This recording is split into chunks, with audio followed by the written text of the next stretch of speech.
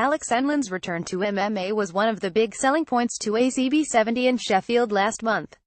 On the night, the South Shield submission ace came up on the wrong side of a split decision to Kane Mousasi after over a year on the sidelines due to the appearance of brain lesion in a pre-fight scan ahead of his UFC debut last year.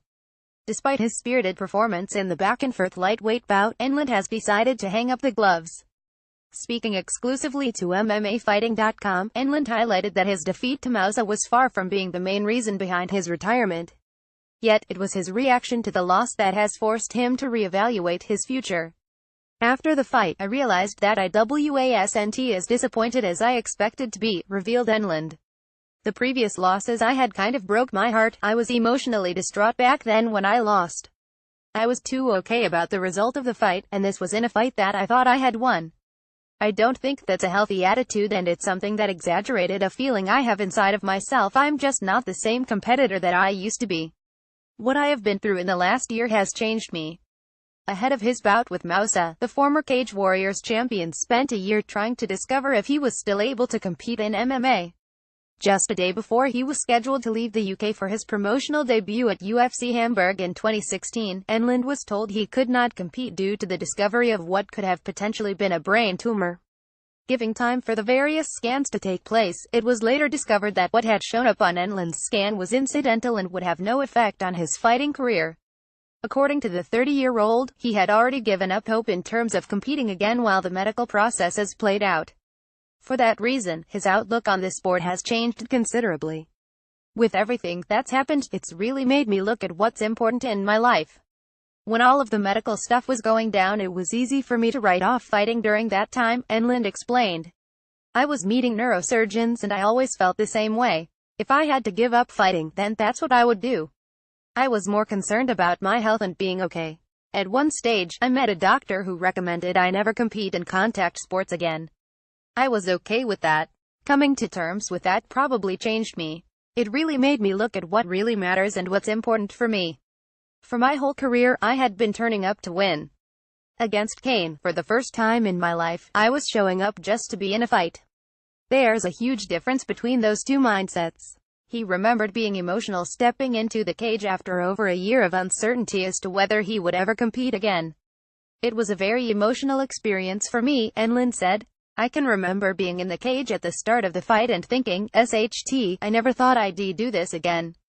That feeling of accomplishment I had was strange too. I really don't think you should feel like you've achieved something before the actual competition. Understandably, Enlund also thought about the shots that he was taking during in the fight while he was still in the throes of the contest. It did cross my mind during the fight, Enlund said. I went down on my back after stumbling from one of his shots. I can remember lying on my back, looking up at Kane thinking, well, I can still take a shot. In all seriousness, I was also thinking, I shouldn't be taking these. I'm not fighting smart here. I was trying reckless stuff that you'd never usually see me do. I was throwing spinning elbows and everything. It was like my fight IQ went out the window. As the head coach of SBG South Shields, Enlund couldn't help but notice that the gym suffered while his 6-week training camp was underway.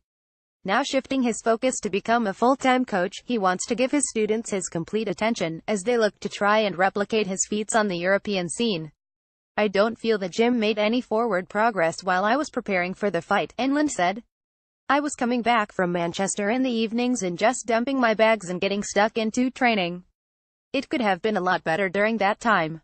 For the 6 weeks of the camp, I felt I neglected some of my high-level athletes who have big fights coming up now, particularly Adam Proctor.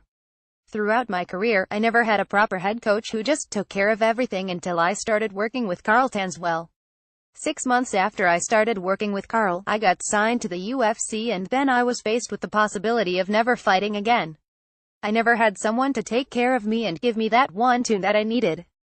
I have programs dedicated to the personal development of each of my high-level athletes, and I just don't think I was the best coach I could have been during those 6 weeks. I'm going to make it my business to be the best coach I can be from now on. Although MMA competition is off the menu for Enlund, he does think he could be lured into the world of grappling. It's something I'm going to look at getting into. All the other times I've competed in BJJ, it's just been a quick match while I'm traveling for competition. I'd love to give my whole focus to preparing for a grappling match. I'd love to do some of the bigger competitions. As for never getting an opportunity to compete in the UFC despite signing a contract with the promotion, Enlund claims he has come to terms with missing out on the valued milestone. I'm at peace with it, and the reason why is that the situation that stopped me from making my debut was completely beyond my control, Enlund said. I can't be mad at anything that I don't control or it will make me go crazy.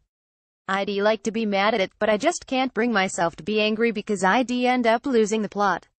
Considering what his legacy in the sport of MMA is, Enlund was quick to point out that he has still to write many more chapters in his storied career, but this time it will be his fighters' achievements that are put to the forefront as he dedicates his full time to coaching. I think he'll be remembered for always putting it on the line and for showing a different style of jiu-jitsu for MMA. I never used to be athletic and I wasn't a tough guy. Despite this, I've been incredibly successful in MMA. I also want to be remembered for producing world-class athletes. The guys I'm working with now will be world champions, I promise you that.